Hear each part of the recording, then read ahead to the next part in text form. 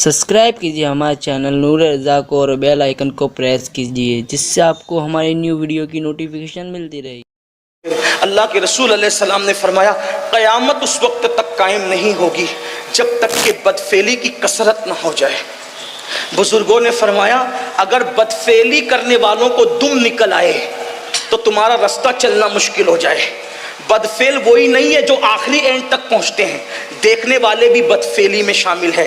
मुसाफा गंदी नीयत से करने वाले भी शामिल है। गले मिलने वाले भी गंदी नीयत से, जो शहवत के साथ गंदी नीयत से एक दूसरे से मिलते हैं, बल्कि अब तो बाइक पर 4-4, 5-5 ऐसे चिपक करके बैठते हैं कि अल अमान वल हफीज। इसका कोई तफसीरा नहीं। बुजुर्ग भी है, बच्चे भी है, खवातीन भी सुन रही होगी, लेकिन बस इतना कहता हूँ, एक हदीस सुन लो दिल के कानों से। कल दोस्ती की जाती थी एक दूसरे के सपोर्ट के लिए, कल दोस्ती की जाती थी मोहब्बत के लिए, आज खूबसूरत लड़कों से दोस्ती की जा रही है। बल्कि कयामत की निशानियों में से एक निशानी यह है, मेरे आका फरमाते हैं कि लड़कों पर ऐसी गैरत की जाएगी जैसे मंगीतर से गैरत की जाती है, मंगीतर के मामले में गैरत की जाती है। तो आज दोस्तियां खूबसूरत लड़कों से हो रही है ताकि नजर को, कुछ लोग जो बहुत ज्यादा तकवे का लिबादा ओढ़े हुए वो नजर से अपनी तस्कीन करते हैं, कुछ हाथ मिला के करते हैं, कुछ गले मिल के करते हैं, और आखिरी स्टेप तक जो पहुंचते हैं वो तो अल्लाह की पनाह। अल्लाह हमें और हमारी कयामत तक नस्लों को महफूज रखे।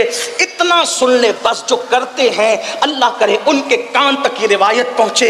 अल्लाह अकबर। मेरे आका फरमाते हैं कि जो मर्द किसी मर्द पर बदफेली करता है तो उस वक्त हालत ये होती है कि अल्लाह का अर्श कांप जाता है, खुदा के अर्श पर कपकपी तारी हो जाती है, और करीब होता है कि अल्लाह उस पर अजाब नाजिल करे तो फरिश्ते आसमानों का किनारा पकड़कर कुल हु अल्लाह की तिलावत करने लगते हैं।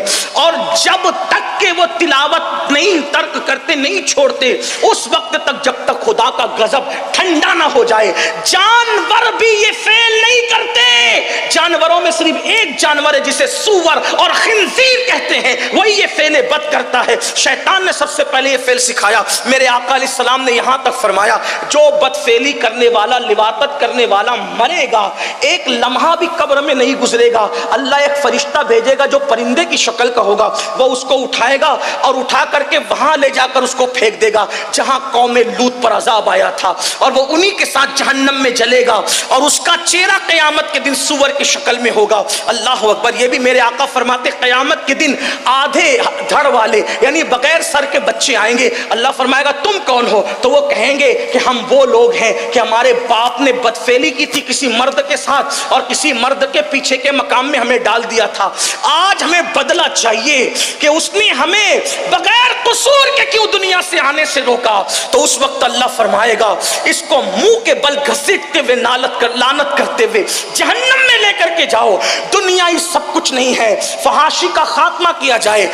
याद रखिए, मैं आपसे अर्ज करना चाहता हूं, अपने बच्चों की शादियां जल्दी करो, बेटियों की शादियां जल्दी करो, शादियों में ताखीर मत करो। फरमाया हदीस पाक है कि जिसने बेटा बेटी की शादी में जानबूझ के ताखीर की और वो फिर ज़िना में मुब्तला हो गए तो उसका जिम्मेदार सिर्फ बेटा बेटी नहीं बल्कि माँ बाप भी है। कुछ लोग कहते हैं अभी मेरा बच्चा बड़ा था, वो तो तू बुढ़ा नहीं होगा तो वो कब से बड़ा होगा। कोई अपने आप को बूढ़ा समझने के लिए तैयार है दुनिया में? तो याद रखिए, कम से कम अपने आप को बुढ़ा नहीं समझते तो उनको तो जवान समझ लो, और बालिग हो गए तो शादी की उम्र हो गई।